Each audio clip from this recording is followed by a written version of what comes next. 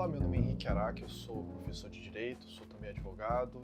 Eu resolvi começar a gravar essas aulas para não apenas divulgar melhor o direito, mas também para utilizá-las em sala de aula como material complementar para os meus alunos. Hoje eu gostaria de falar sobre dissolução de empresa. Então, qual que é a ideia? Você tinha uma empresa, você estava trabalhando muito bem nela e por qualquer motivo que o valha, você resolveu encerrar, seja porque a economia não está lá tão boa ou porque você resolveu fazer outra coisa com a sua vida. De um jeito ou de outro, ao contrário do que as pessoas imaginam, não é suficiente você simplesmente fechar as portas da sua empresa. Você não pode simplesmente dizer, eu não quero mais, fecha as portas e vai embora. Isso pode ser caracterizado como dissolução irregular de uma empresa. Se você for acusado de ter dissolvido irregularmente sua empresa, não apenas você, como seu administrador, caso não seja um sócio, podem ser responsabilizados pelas dívidas que ficarem pendentes por ali. Sempre é bom lembrar que o problema aqui não é exatamente dever dinheiro, é da regra do jogo, da regra do jogo empresarial. O problema aqui é quando você está devendo dinheiro, seja por fisco, seja questões trabalhistas, seja para os seus fornecedores, e você encerra irregularmente as suas atividades empresariais. É importante seguir os passos necessários. Então, nesta aula eu vou focar nas etapas separadas da extinção de uma empresa, porque antes de você extinguir uma sociedade, você precisa primeiro dissolvê-la e depois você precisa liquidá-la antes de dar baixa no seu CNPJ e demais registros públicos necessários. Em que pese seja possível você fazer ambas as operações em um único ato, eu vou focar na forma separada para poder comentar no caso de uma empresa que é encerrada, mas que deixa um saldo devedor, que aí teria um passo extra para ser feito. Antes de mais nada, o que a gente precisa fazer é dissolver a empresa. As hipóteses de dissolução de uma empresa estão previstas no artigo 1033 do Código Civil, mas se você é uma sociedade limitada, e provavelmente você tem que se atentar também para o 1076 do Código Civil. Por quê? A hipótese que provavelmente vai te atingir não são as outras do 1033, mas sim aquelas em que você e os seus demais sócios resolvem simplesmente encerrar as atividades empresariais. E o quórum específico para isso nas sociedades limitadas não é o quórum do artigo 1033, mas do 1076, inciso 1º, que é 3/4 do capital social deliberando em uma Assembleia Geral ou uma reunião de sócios convocadas especificamente para esse fim. Você pode substituir essa ata por um instrumento de distrato social assinado por todos os sócios. Isso vai gerar a presunção de que todos os sócios sentaram, reuniram-se e concordam com os termos daquele distrato social.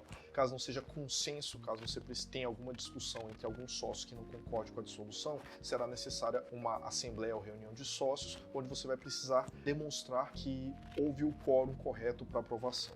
A junta comercial vai te exigir isso. Bom, no mesmo instrumento do distrato social, você também vai ter que nomear o liquidante. Da mesma maneira que você tinha o administrador das atividades empresariais, você vai ter que nomear o liquidante, que ele também é um órgão social, com poderes um pouquinho mais restritos que o administrador. Ele, depois de nomeado e tomado posse, é ele quem vai ter que organizar o pagamento dos passivos por meio da liquidação dos ativos. Averbado o termo de dissolução, a sua sociedade agora estará dissolvida, não vai perder a sua personalidade jurídica, já que ainda temos que liquidar o restante do seu passivo, mas estará dissolvida. E a partir de agora, com a nomeação do liquidante, você vai ter que colocar em todos os atos que você precisar colocar o nome da sociedade e na frente escrito em liquidação. Dissolvida a sociedade, é papel do liquidante entrar em contato com o contador da sociedade e levantar junto com ele o chamado balanço de liquidação, onde ele vai fundamentalmente fazer a última demonstração contábil, levantar o balanço, levantar o inventário de bens, todos os últimos atos da sua empresa, para que você possa saber direitinho qual é o tamanho do seu passivo e o que é que você pode vender para liquidar o seu passivo. Depois que você celebrar todos os pagamentos possíveis, demitir os empregados, comparecer, isso é tudo papel do administrador, do liquidante, você tem que convocar novamente os sócios, onde você liquidante, deverá prestar as contas das suas atividades e, posteriormente, levá-las para os sócios votarem e deliberarem. Se eles rejeitarem as contas, você pode ser chamado a responder pelos seus atos, mas normalmente isso não acontece.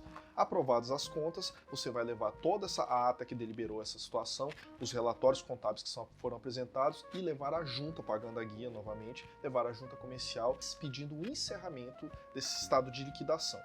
Encerrado o estado de liquidação, agora sim você pode juntar toda essa documentação e dar baixa no seu CNPJ perante a Receita. O que é importante aqui para vocês, que vocês se lembrem, é o seguinte, que que pode ser que aconteça que vocês tenham mais passivo, ou seja, mais dívidas a pagar do que ativos para conseguir liquidar. Neste caso, é importante que isso fique muito bem explicitado dentro da prestação de contas do liquidante, porque será necessário que ele confesse a falência. Qual que é o problema de confessar a falência? Que muitos dos atos que normalmente os administradores praticam, em que pese sejam irregularidades, eles podem se tornar crimes falimentares quando se tem uma falência decretada.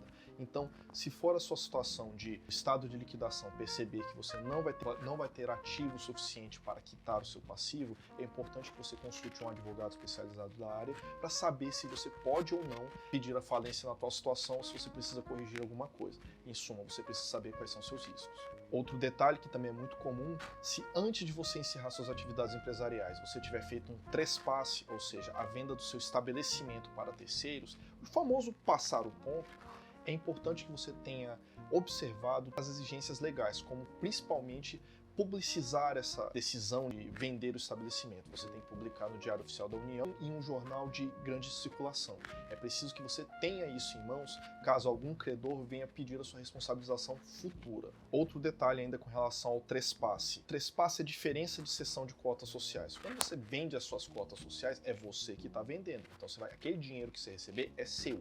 Quem está vendendo o estabelecimento é a sociedade, é a empresa que está vendendo o estabelecimento. Então o dinheiro arrecadado com essa venda não é seu, é da sociedade empresária. Então você tem que pegar esse dinheiro, colocar dentro do balanço contábil, prestar contas também do que você utilizou esse dinheiro. Se você pegar esse dinheiro e colocar dentro do bolso, você pode ser chamado a responder por distribuição irregular de lucros. Bom, pessoal, espero ter tirado todas as dúvidas referente à extinção, liquidação e dissolução de uma sociedade empresária. Eu confesso que até para montar as minhas aulas, até assim, para ver como as pessoas estão dizendo isso por aí, eu não encontrei nada muito didático, nada muito passo a passo do que deve ser feito. Porém, se vocês ainda ficaram com alguma dúvida, por favor, deixem um comentário ou entre em contato que eu terei prazer em tirar. Até mais.